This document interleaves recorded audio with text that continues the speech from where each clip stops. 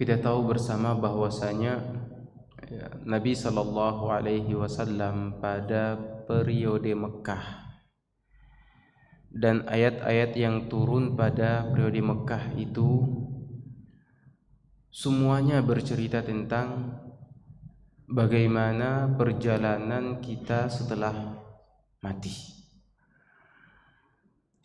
bagaimana perjalanan akhirat kita. Dan kita semuanya akan melewatinya. Kita semua adalah musafir. Kita semua adalah musafir. Syi'na am abaina. Kita mau menerima kenyataan kalau kita adalah seorang musafir atau menolaknya, kita adalah seorang musafir. Yang terkurung oleh waktu itu akan habis. Kita beramal atau tidak beramal, kita akan digiring menuju akhir dari perjalanan dunia kita. Dan perjalanan dunia ini satu marhalah, satu fase. Kita awalnya untuk hadir di dunia ini, Allah Subhanahu wa taala menitipkan kita di punggung-punggung orang tua kita, bapak kita. Sebelumnya kita di alam arwah, tidak ditahu. Kemudian kita di punggung bapak-bapak kita. Setelahnya dipindahkan ke alam rahim, di rahim ibu kita.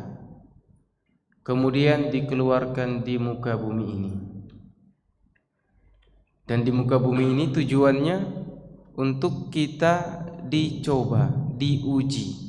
Apa benar keimanan kita kepada Allah Subhanahu wa taala atau justru dunia memalingkan kita dari Allah Subhanahu wa taala.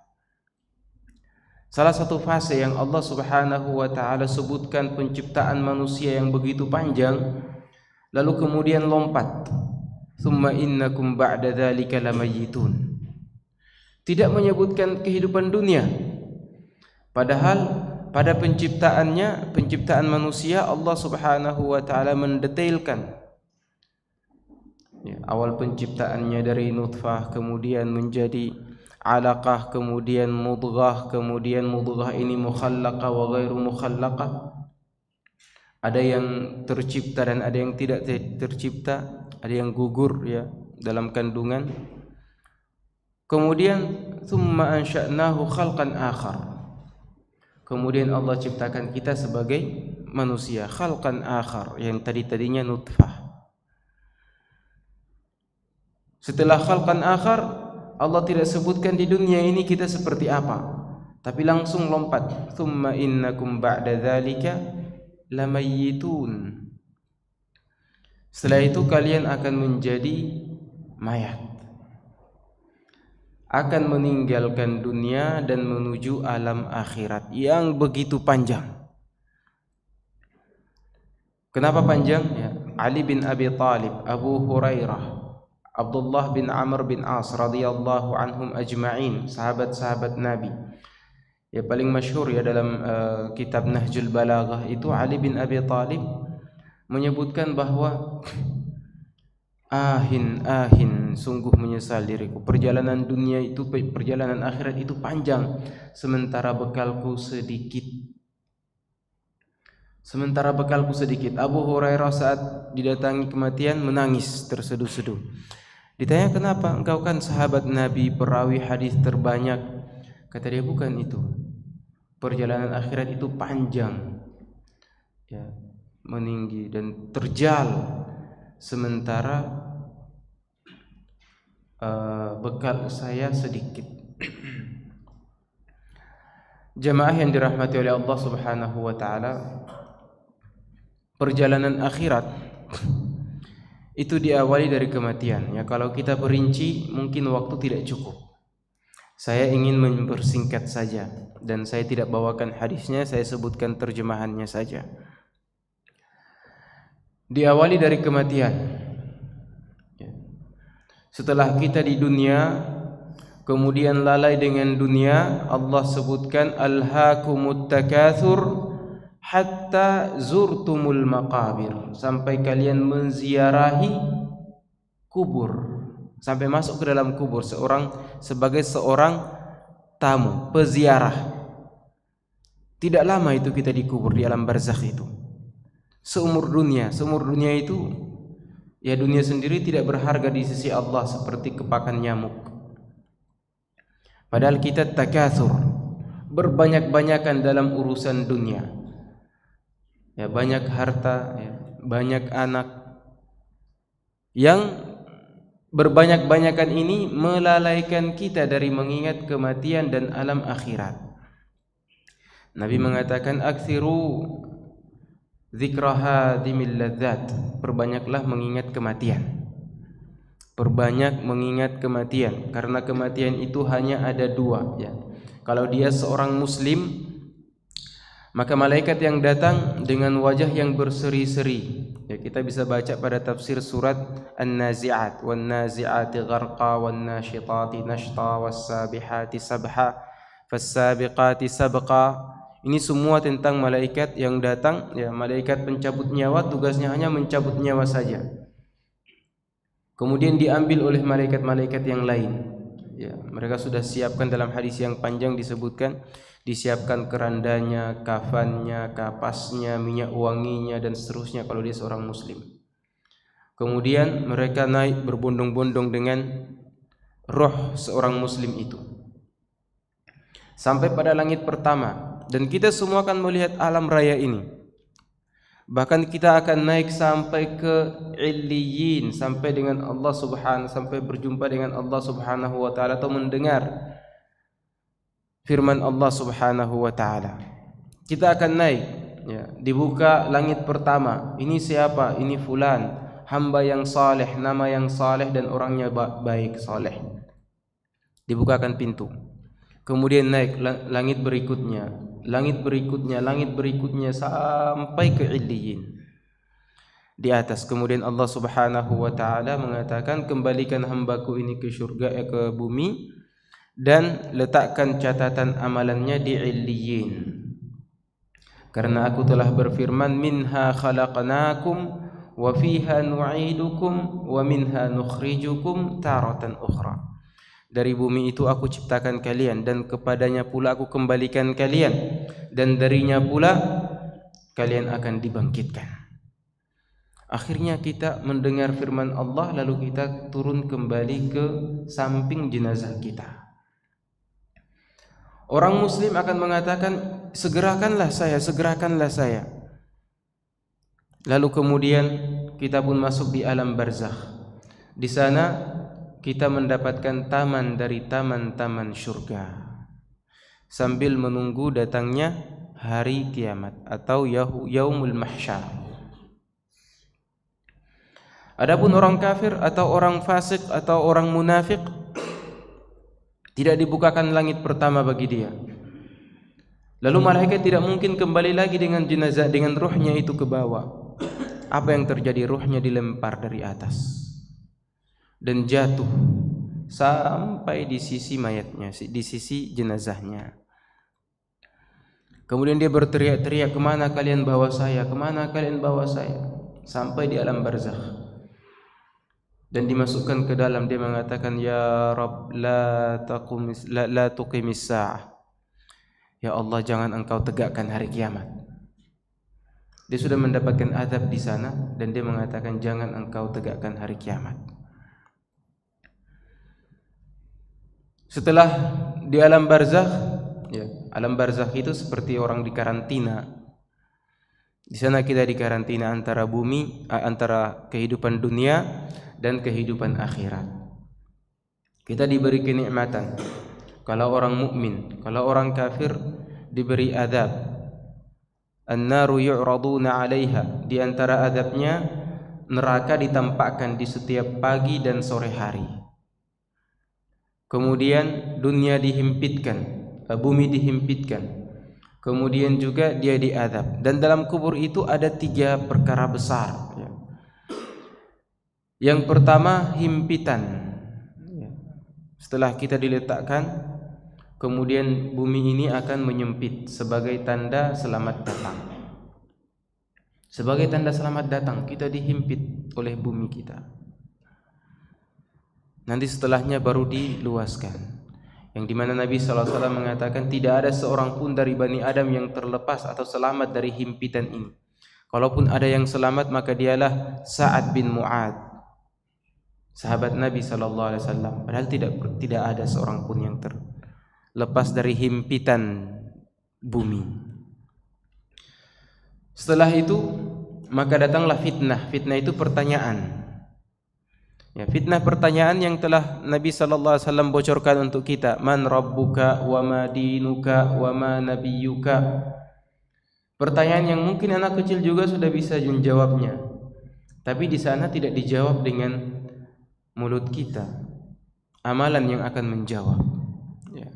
Amalan-amalan kita ini menjadi hal yang memudahkan kita menjawab pertanyaan para malaikat di sana.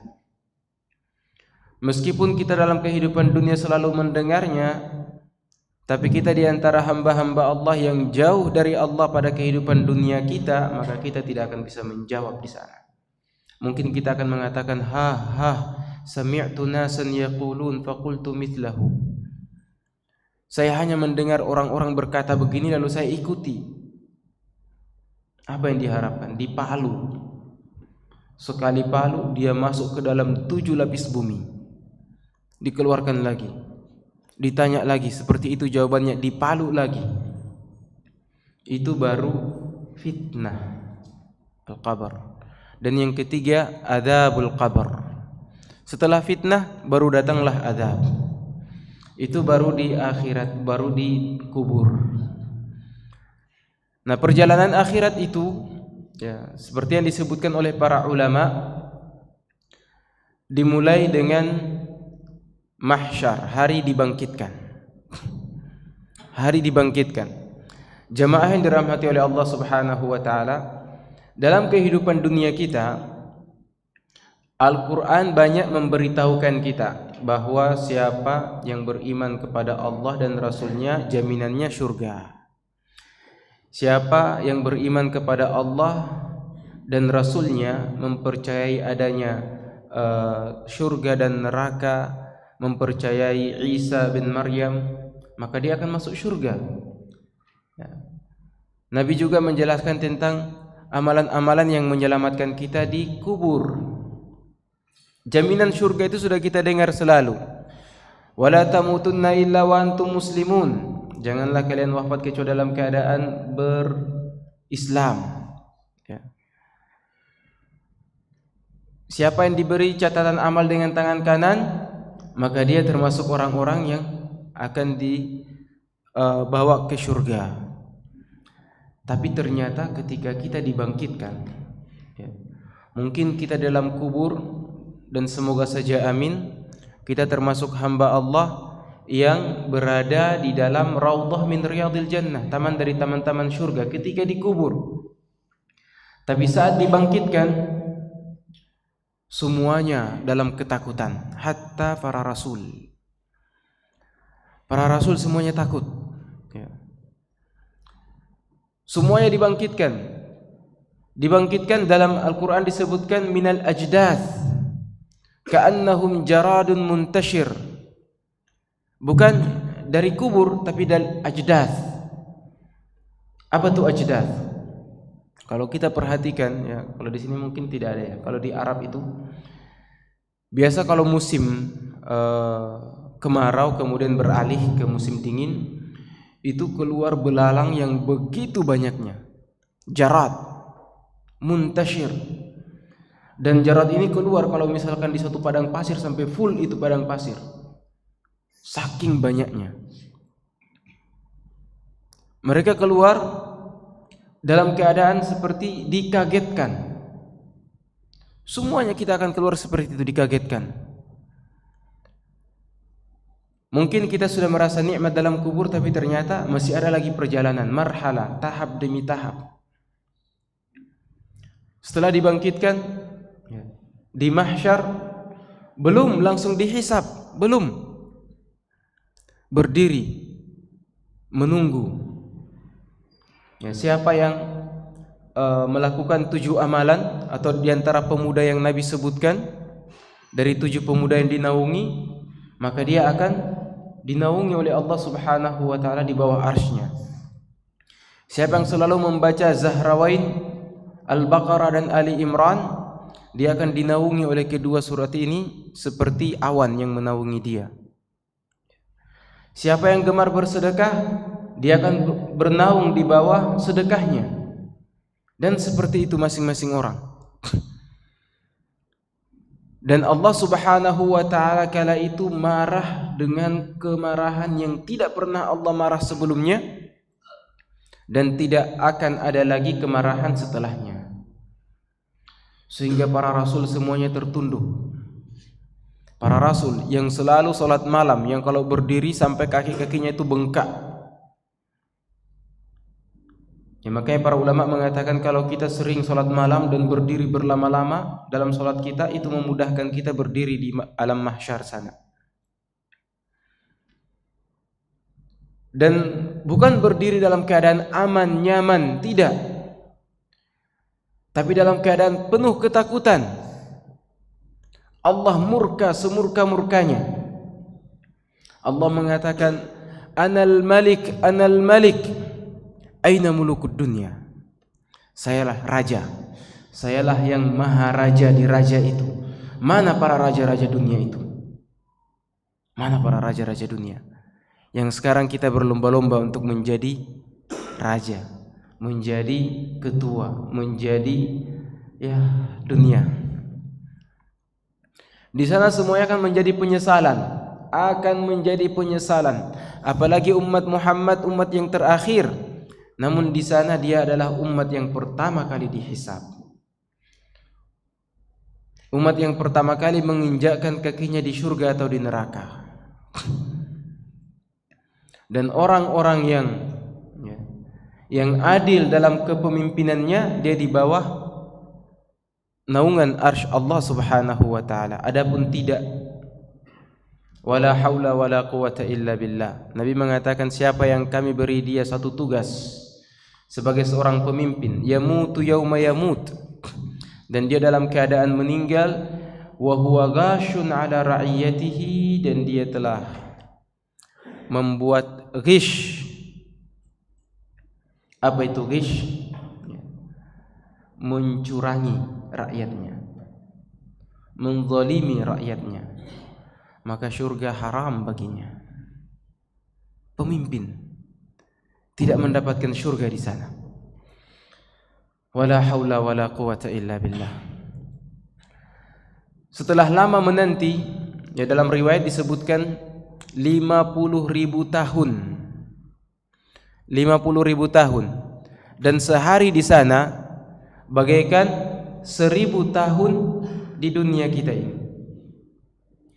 Sehari di sana 50.000 tahun.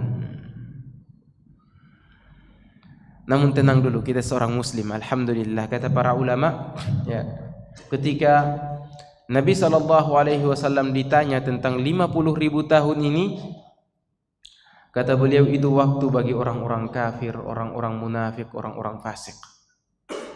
Adapun orang-orang mukmin, maka Allah segerakan, mungkin lebih cepat dari waktu salat kita. Itu kata Nabi SAW.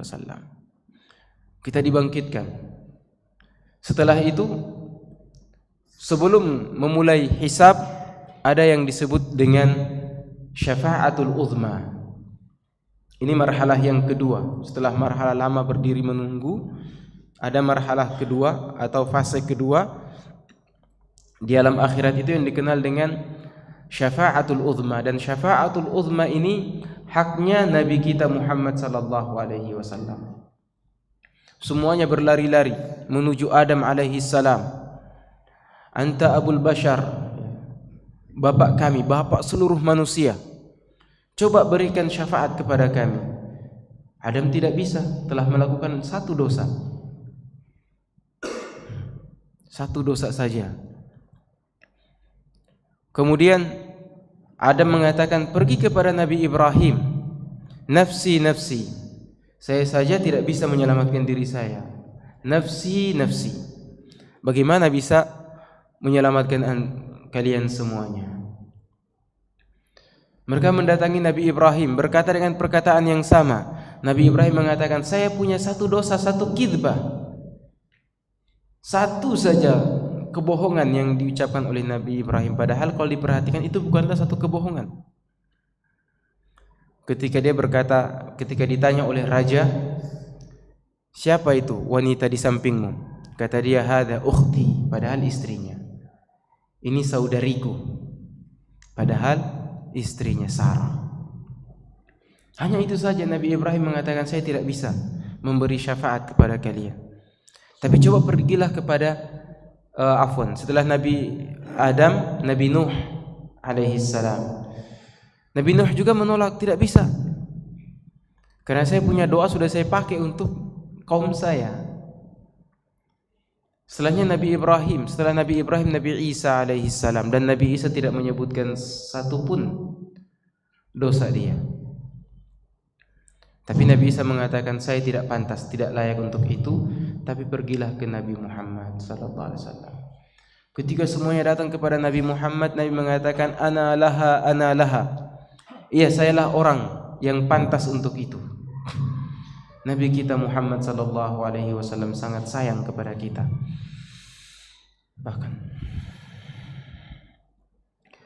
Bahkan kepada manusia seutuhnya. Wa ma arsalnaka illa rahmatan lil alamin. Dan Nabi Muhammad sallallahu alaihi wasallam telah menjelaskan kepada kita semua ilmu-ilmu awalin wal akhirin. Semuanya terangkum dalam Al-Qur'an dan telah dijelaskan lewat hadis-hadisnya. Tapi sangat sedikit dari kita yang mau mempelajari ilmu Nabi kita Muhammad sallallahu alaihi wasallam. Nabi Muhammad sallallahu alaihi wasallam kemudian bangkit dan pergi bersujud, bersimpuh di bawah arsy Allah Subhanahu wa taala. Sujud yang lama sekali beliau sujud, hanya untuk umat manusia. Lama bersujud. Bahkan beliau katakan bahwa saat saya sujud itu Allah Subhanahu wa taala membukakan pintu-pintu mahamid, pintu-pintu pujian. Mungkin kita tahu Allah hanya memberikan kita 99 nama, Asmaul Husna, yang dengannya kita memuji Allah Subhanahu wa taala, dengan kita meminta hajat kepada Allah, kita menggunakan salah satu dari nama-nama dan sifat-sifat Allah itu. Tapi ketika di sana Nabi saat bersujud, Allah bukakan pintu-pintu mahamidnya. Nabi memuji Allah Subhanahu wa taala dengan pujian-pujian yang belum pernah diajarkan sebelumnya ketika beliau di dunia. Lalu kemudian Allah Subhanahu wa taala berfirman, ya Muhammad, irfa' ra'sak was'al tu'ta washfa' tushaffa'. Angkat kepalamu, cukup. Apa yang kau inginkan akan aku penuhi, dan berilah syafaat akan aku berikan izin. Lalu apakah Nabi mengatakan manusia? Nabi mengatakan ummati, ummati, ummati, ummati, umat Nabi Muhammad yang pertama. Setelah ini apa? Setelah syafaat telah Allah Subhanahu wa taala berikan atas berkah dari Nabi kita Muhammad sallallahu alaihi wasallam. Lalu kemudian berpindah kepada fase berikutnya. Fase setiap dari kita menerima raportnya, catatan amalannya. Ada yang menerima dengan tangan kanan, ada yang menerima dengan tangan kiri, ada yang menerima min wara'i dhahri, dari belakang. Ada yang dihempaskan saja catatan amalannya ke wajahnya. Dan itu sangat banyak. Ashabul yamin, ma ashabul yamin. Ashabul shimal, ma ashabul shimal. Itu disebutkan dalam surat Al-Waqiah sangat sedikit, thullatun minal awwalin wa thullatun minal akhirin. Dalam ayat yang lain pada surat yang sama, thullatun minal awwalin wa qalilun minal akhirin. Al-awwalin kalau kita hitung al-awwalin dari zaman Nabi Adam alaihi salam sampai Nabi Muhammad. Nabi Muhammad umatnya dibilang akhirin. Kemudian Nabi Muhammad umatnya sudah begitu banyak sekali dari zaman para sahabat, tabi'in, atba'ut tabi'in, atba'ut tabi'in sampai ke generasi kita. Qalil, sangat sedikit yang menerima dengan tangan kanan. Ini fase. Ya. Setelah kita menerima dengan tangan kanan, dan alhamdulillah kita bergembira, ha'umuqra'u kitabiyah. Kita akan dikumpulkan, ya, satu komplek ini akan dikumpulkan juga di sana seperti itu. Kita dengan keluarga kita akan mengatakan, ha'umuqra'u kitabiyah, inni dhanantu anni mulaqin hisabiyah. Bacalah raport saya ini. Saya dulu pada kehidupan dunia saya tahu kalau saya akan berjumpa dengan hari ini, maka saya persiapkan diri saya untuk menghadapinya. Ha'umuqra'u kitabiyah. Dia gembira. Adapun orang yang sama juga tapi sedikit atau banyak dosanya, laitani lam uta kitabiyah. Alangkah baiknya saya tidak diberi raport ini. Laitani lam uta kitabiyah. Walam adri ma hisabiyah. Saya tidak tahu bagaimana hisab saya ini. Karena setelah kita menerima raport, nah, waktunya kita untuk ditimbang. Fase berikutnya, dihisab. Dan pertama kali amalan yang dihisab itu adalah salat. Inna awwala ma yuhasabu bihil abdu yawmal qiyamati salah. Yang pertama kali dihisab dari raport kita itu adalah salat. Kalau salat kita baik, baru catatan-catatan yang lain diperiksa, ditimbang. Kalau salat kita tidak baik, ada kekurangan, cacatnya pada salat wajib, maka Allah mengatakan, coba periksa, jangan sampai hambaku ini punya nawafil, punya salat-salat sunnah. Maka diambil salat-salat sunnah itu untuk menutupi kekurangan salat wajib kita. Dan banyak sekali salat kita tinggalkan. Ya, kita tinggalkan, ya mungkin kita laksanakan, tapi kita tinggalkan dalam artian kita tidak menegakkan wajibnya, rukunnya, syaratnya. Kita hanya lakukan, ya alhamdulillah saya sudah lakukan salat. Diterima atau tidak itu urusan Allah. Kan kebanyakan kita seperti itu. Akhirnya salat kita, kalau ditanya tadi imam baca rakaat pertama itu surat apa? Tidak ada yang tahu. Kemana dia? Melanglang buana ke sana kemari. Mungkin kita sudah 40 tahun salat, tapi salat itu belum kita mengerti, belum memberi pengaruh kepada kita. Jarang sekali dari kita yang saat takbiratul ihram menangis, atau saat salat malam sendiri begitu takbiratul ihram membaca Al-Fatihah terus menangis. Padahal kalau kita baca kehidupan para salaf, Umar misalkan radhiyallahu an hanya membaca amma yatasaalun. Amma yatasaalun dari lepas Isya sampai fajar masih itu saja, amma yatasaalun, amma yatasaalun sambil menangis. Amma yatasaalun, tentang apa mereka bertanya? Ternyata tentang hari kiamat. Anin naba'il 'azim alladzi hum fihi mukhtalifun. Amma yatasaalun, sangat banyak. Coba kalau kita baca alhamdulillahi rabbil alamin, lalu kita resapi kalimat-kalimatnya, alhamdulillahi rabbil alamin. Siapa yang mengajarkan kita kalimat-kalimat ini? Allah. Siapa yang memasukkan kalimat ini sampai ke relung hati kita, sampai hati kita bisa bergetar? Allah subhanahu wa ta'ala. Bukan karena nasab kita, ya, bukan karena tingginya derajat atau status sosial kita. Allah memilih kita karena rahmatnya. Kita semua ini dipilih oleh Allah subhanahu wa ta'ala karena rahmatnya, bukan karena banyaknya zikir saya, bukan, tapi karena rahmat Allah subhanahu wa ta'ala. Orang yang selalu datang ke masjid, yang sudah mengenal hidayah, hendaknya dia selalu berdoa Rabbana la tuzigh qulubana ba'da idh hadaitana wa hab lana min ladunka rahmah innaka antal wahhab. Ya Allah, ini hidayah yang Kau berikan kepadaku. La tuzigh qulubana, jangan lagi Engkau palingkan hatiku dari hidayah. La tuzigh qulubana ba'da idh hadaitana, setelah Engkau memberikan hidayah itu kepadaku. Wa hab lana min ladunka rahmah, dan anugerahkanlah kepadaku rahmat. Kenapa rahmat? Karena dengan rahmatnya lah Allah subhanahu wa ta'ala memilih kita semua. Kalau Allah menghisab kita karena adilnya, maka tak ada satupun dari kita yang selamat. Tidak ada satupun dari kita yang selamat, apalagi di zaman sekarang. Saya akan mempercepat. Kemudian setelah ditimbang, dihisab, setelah dihisab kita akan digiring ke telaganya Rasul sallallahu alaihi wasallam.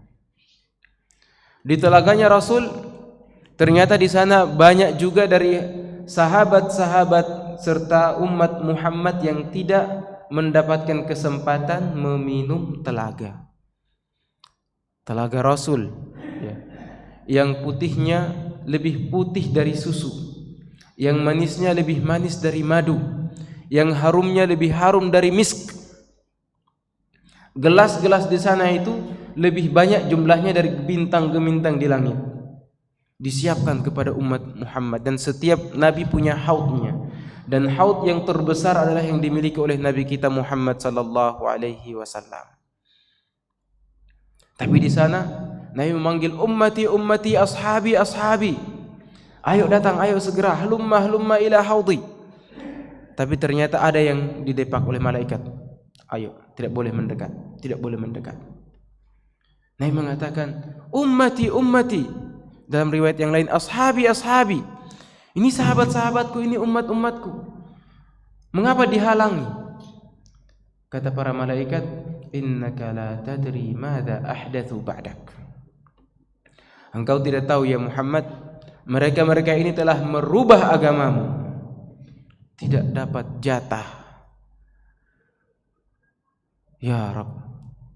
Nah, setelah kita minum air dari telaga Rasul itu, baru kemudian kita menuju satu titian yang kita sering sebutkan siratal mustaqim. Siratal mustaqim ini di atas punggung neraka jahanam, jembatan yang oleh Ibnu Jarir At-Tabari dalam tafsir beliau mengajak kita untuk bagaimana membayangkan. Bilang bagaimana engkau berada di ujung jembatan siratal mustaqim, sementara Nabi di ujungnya mengatakan Allahumma sallim sallim, Allahumma sallim sallim. Itu doanya Nabi.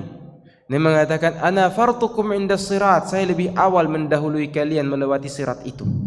Saya menanti kalian semua di ujung jalan, di ujung jembatan. Kata Ibnu Jarir, coba kita berada di atasnya, kita tahu betapa licinnya itu jembatan, tajamnya itu jembatan. Ya, siratal mustaqim di atas punggung jahannam. Baru coba kamu tatap ke bawah, masih kata Ibnu Jarir, coba tatap ke bawah.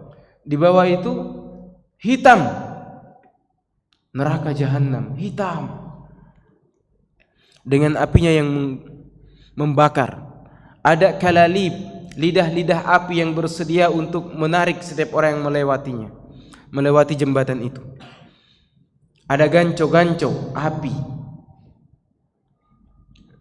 Kemudian kata Ibnu Jarir, coba kamu dengar suara gemuruh neraka itu memanggil-manggil. Suara gemuruh itu memanggil-manggil. Sementara di samping kiri dan kanan kamu lihat orang berjatuhan.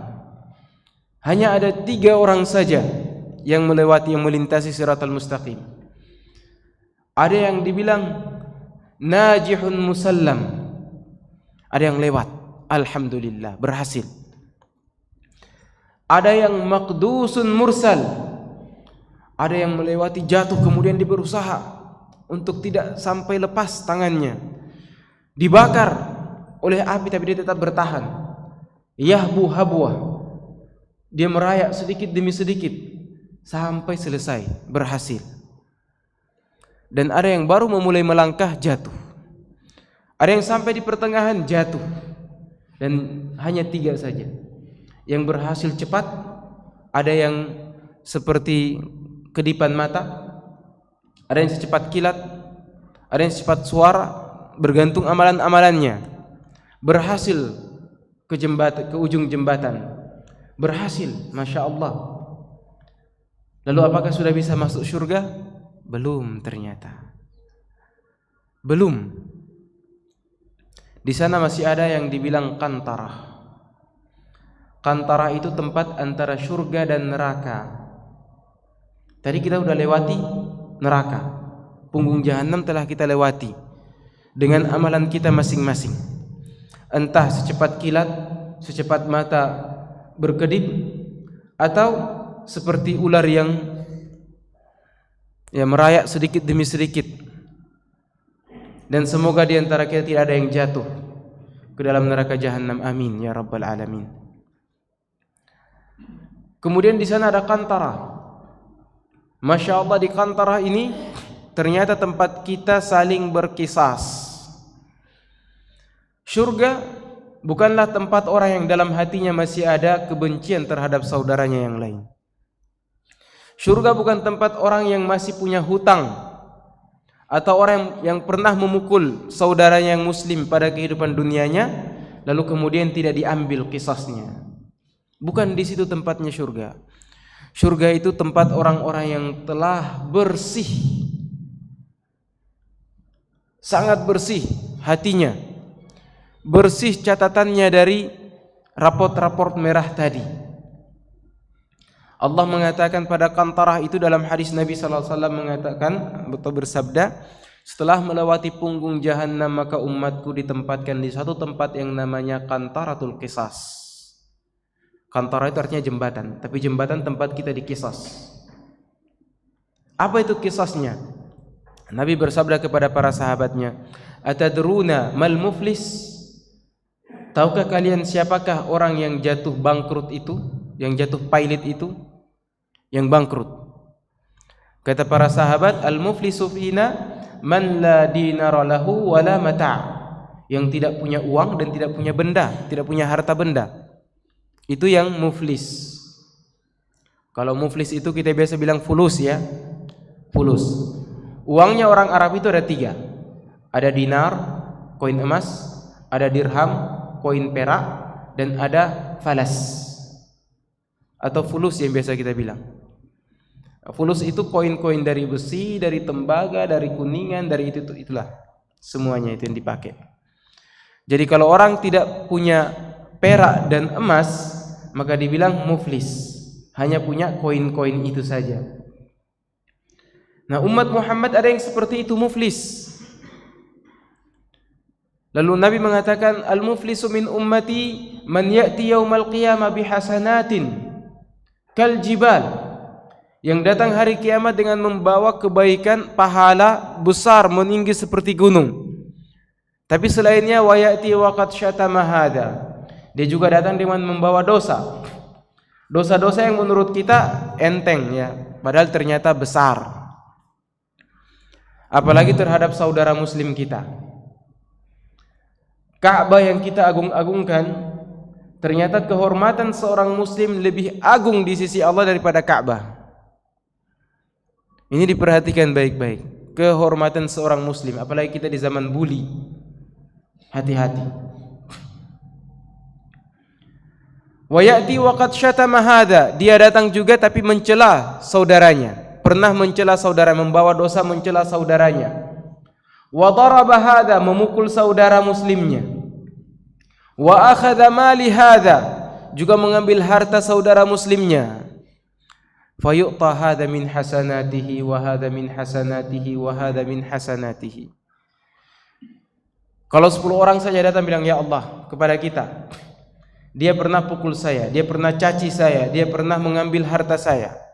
10 orang saja. Maka ini diambil puasa sebulannya. Ini puasa sebulannya, puasa sebulannya, malam Lailatul Qadarnya. Seperti itu. diukur berapa ukuran dosamu ini, sekian, diberikan kepada orang yang pernah kita lakukan. Urusan dosa kita dengan Allah Subhanahu wa taala, Allah Ghafurur Rahim. Tapi urusan sesama kita pada kehidupan akhirat, kita sangat butuh satu tambahan pahala. Sangat jarang akan kita temukan di sana dia mengatakan, ya Allah sudah saya maafkan dia. Sangat jarang. Yang ada dia pernah pukul saya, berikan saya gantinya. Qisas bukan berarti ya kalau begitu kamu pukul dia, tidak. Berapa pahalamu diberikan kepada saudaramu. Hatta idza faniyat hasanatuhu, sampai kebaikan-kebaikan pahalanya sudah habis. Sementara masih banyak yang datang menuntut. Apa yang terjadi? Keburukan-keburukan mereka itu diberikan kepada kita. Lalu kemudian kita diseret di atas wajah kita, ditulungkupkan di atas wajah kita, diseret ke neraka. Padahal tadi kita telah melewati siratal mustaqim secepat kilat. Beramal itu mudah. Mempertahankan amalan untuk menjadi hak milik kita, itulah yang susah. Apalagi di zaman sekarang, sumpah serapah, ya. Orang suka membuli, suka menyebar fitnah, banyak sekali. Dan ini hal-hal yang merugikan kita. Wailul likulli humazatil lumazah alladzi jama'a malan wa 'addadah. Coba kita perhatikan surat ini. Persis seperti zaman kita sekarang. Wailun, neraka. Ya, suatu lembah di neraka namanya neraka Wail. Lembah ini sangat curam, sangat panas. Disiapkan untuk siapa? Likulli humazatil lumazah. Orang yang suka mencela. Humazah itu mencela dengan perkataannya, dengan lisannya. Lumazah mencela dengan perbuatannya. Melihat saudaranya mungkin berjalan agak timpang, dia peragakan dengan maksud mencela, menyakiti hati saudaranya itu. Balasannya apa? Wail, neraka Wail. Kalau saudaramu tidak memaafkan kita, ya itu tunggu nanti di kantarah sana. Di sanalah tempat kita berkisas, berhisab. Jadi umat Muhammad yang telah melewati siratal mustaqim secepat kilat itu, ternyata bukan jaminan untuk masuk surga, masih ada kantarah. Dan di sana banyak orang-orang yang muflis. Banyak orang-orang yang muflis, yang jatuh pailit, yang bangkrut. Kalau bangkrut di dunia masih ada kesempatan untuk bangkit. Tapi kalau bangkrut di sana, kita diseret ke neraka. Atau kalau misalkan yang tersisa dari kita hanya amalan-amalan kecil saja, maka kita diberi surga yang terendah. Surga itu darajat, neraka itu darakat, ya. Surga itu tangganya ke atas, neraka itu tangganya ke bawah. Dan neraka yang paling ringan itu, yang kalau sendalnya kita pakai, otak kita mendidih. Itu neraka yang berbatasan dengan surga, yang paling ringan. Wala haula wala quwata illa billah. Dan ada lagi satu dari makhluk Allah Subhanahu wa taala yang Nabi sebutkan, la u'allimannakum aqwaman. Aku akan perkenalkan kepada kalian suatu kaum.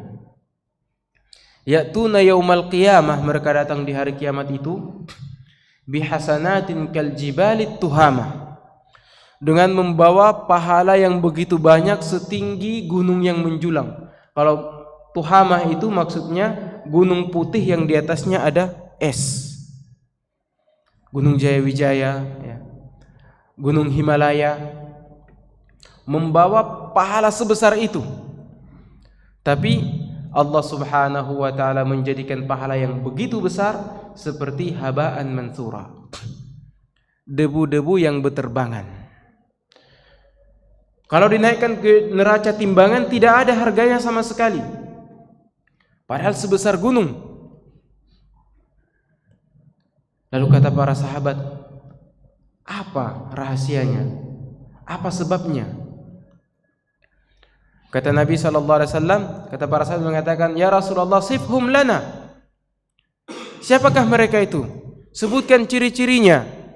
Nabi mengatakan, hum min banu jildatikum, manusia, saudara-saudara kalian. Ya'khuduna kama ta'khuduna minal lail, mereka juga salat malam, membaca Quran. Salat fardu jangan ditanya, salat malam saja dilakukan. Walakinnahum qaumun, tapi mereka adalah kaum. Hati-hati dengan ini ya. Qaum idza khalau bimaharimillah intahakuha, kalau sudah bersendirian di kamar yang tertutup ya, mulai membuka-buka halaman-halaman, lembaran-lembaran internet yang melanggar hak-hak Allah, yang merobek batasan-batasan Allah, intahakuha. Mereka menampakkan, kaum ini menampakkan kesalehan di hadapan khalayak, ketaatan di hadapan khalayak. Mungkin salatnya di saf pertama di belakang imam 5 waktunya, tapi kalau sendiri-sendiri dia nampak siapa dia. Dzunubul khalawat, berdosa atau melakukan dosa kala sendiri. Sangat mudah sekarang ya, kita buka berita-berita yang belum kita pastikan benar dan tidaknya kita share. Coba dzunubul khalawat, belum lagi banyak poster-poster, banyak situs-situs wala haula wala quwata illa billah. Dan ternyata Indonesia kita, negara Indonesia adalah negara dengan urutan keempat dekadensi moral dalam penggunaan HP dari seluruh dunia. Dari seluruh negara-negara yang ada di dunia ini, ya, negara kita termasuk urutan keempat, dan negara yang terbanyak, maaf ya, membuka situs-situs biru.